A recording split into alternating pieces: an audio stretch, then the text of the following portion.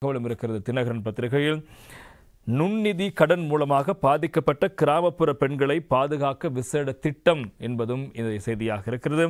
நுண்நிதி கடன்களால் கடுமையாக பாதிக்கப்பட்டுள்ள கிராமப்புறங்களில் உள்ள பெண்களை பாதுகாக்க விசேட வேலை திட்டம் ஒன்று முன்னெடுக்கப்பட உள்ளதாக கிராமிய அபிவிருத்தி, சமூக பாதுகாப்பு மற்றும் சமூக வலுவூட்டல் அமைச்சர் டாக்டர் உபாலி பன்னிலகே தெரிவித்திருக்கின்றார். அதன்படி கிராமிய அபிவிருத்தி, சமூக பாதுகாப்பு மற்றும் சமூக வலுவூட்டல் அமைச்சின் ஆலோசனை குழு உறுப்பினர்களின் ஆலோசனைக்கு அமைவாக நுண்நிதி கடன்கள் பாதிக்கப்பட்ட மக்களுக்கு நிவாரணம் வழங்க ஒரு துணைக்குழுவை நியமிக்க முடிவு செய்யப்பட்டிருப்பதாக அவர் தெரிவித்தார்.